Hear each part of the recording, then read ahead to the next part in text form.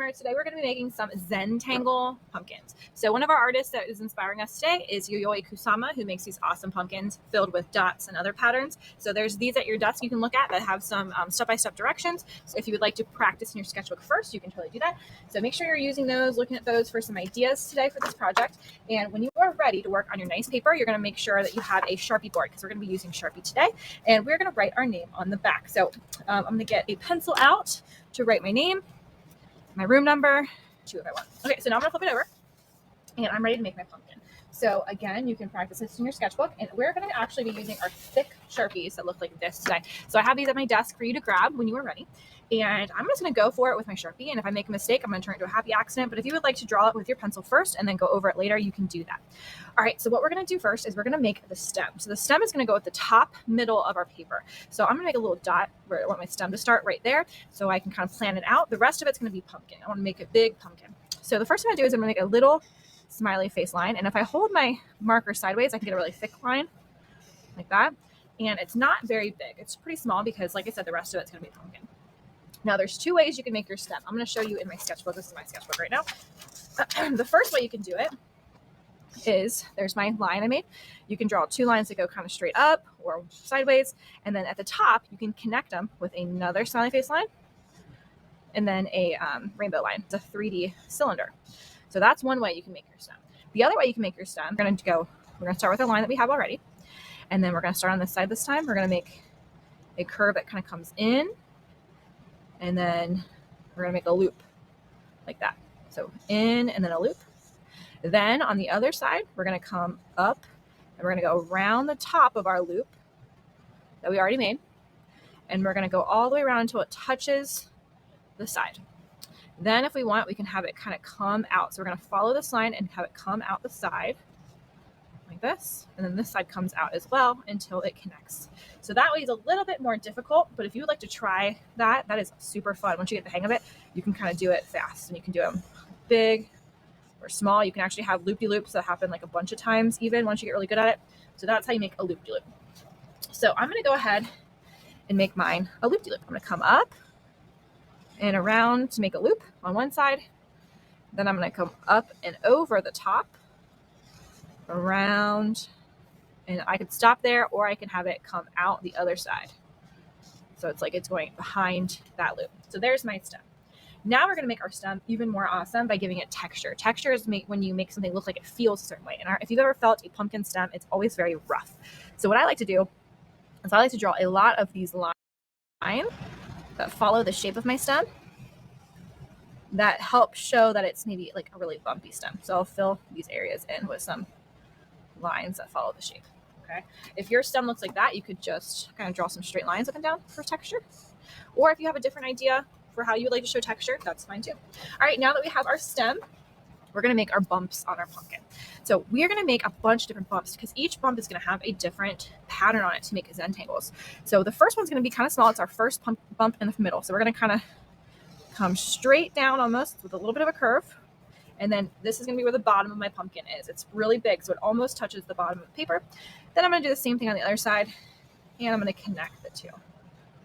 So I have this, like, I don't know, it looks like a zucchini squash right now. Now I'm going to add more bumps. So I'm going to come back up to the top of my pumpkin on the side of my stem, and I'm going to make another C shape that comes down and then connects back to the bottom like that. I'm going to try that again on this side, come down, connect back to the bottom. Now I'm going to do it again on either side. Come around here, come out, down.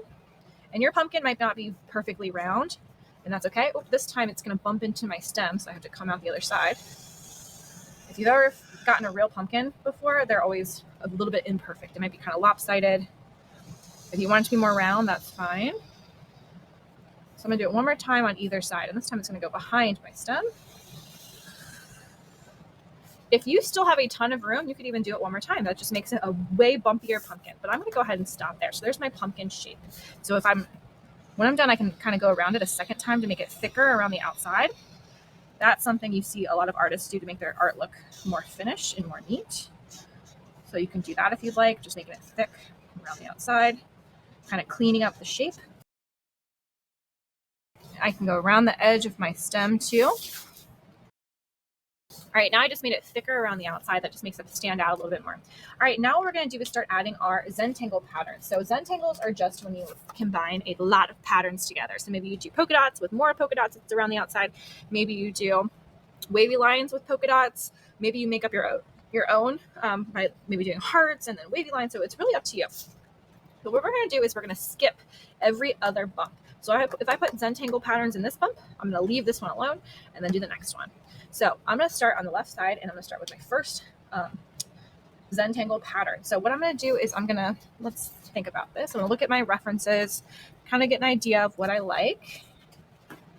And then I'm going to try to make a variety of thin lines and thick lines to make it more interesting. So to do that, I can show you on the back. If you use the tip of your marker, you'll get a thin line. And if you use the side of your marker, you'll get a thick line. So you might want to do some thick and some thin lines. And be careful when you're using Sharpie. It bleeds through a little bit sometimes too. Okay, I'm going to do triangle shapes in this one. So I'm going to draw a lot of triangle shapes, maybe some big ones, maybe some small ones. I'm going to fill the whole pumpkin, or the whole pumpkin bump. All right, so there's no right or wrong way to do your pattern. If you make a mistake, remember, it's a happy accident. I'm going to fill some of these empty spaces with some more triangles. The more you add, the more interesting it's going to be. So that's how we're going to make sure we're a level 4 artist, by adding a lot of detail and pattern. You can also color in areas maybe around your triangle if you would like. You could go around the outside of your triangles with another triangle. I'm going to try that. And just think of some different ways you can fill that whole space as much as you can to make it more interesting. All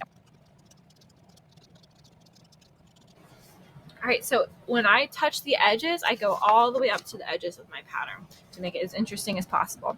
I could even fill in these empty gaps around the outside of my pump, around the outside as well.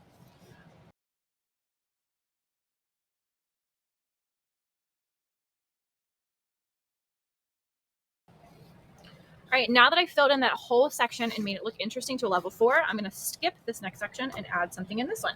So maybe this time I add some circles, maybe some little ones and some big ones. All right, this time, instead of filling in all the empty spaces because I want to try something different, I'm just going to fill this with as many circles as I possibly can. So I'm going to push them all up against each other like they're pebbles or like rocks inside of a like a path that you're walking on.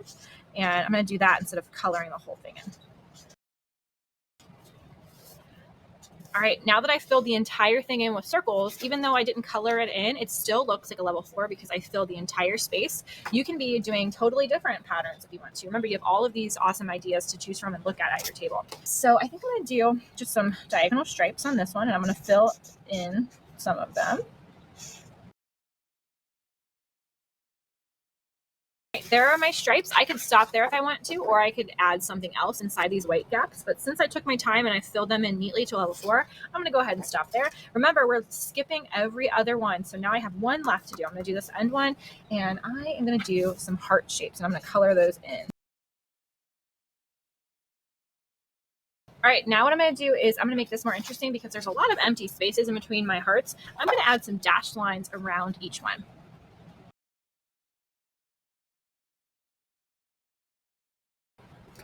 All right, now boys and girls that I have every other bump is Zentangle pattern. I am finished with this step and I am ready to put this away. Or if I have time, I can move on to the next section. I can't wait to see what your patterns are, guys. See you next time.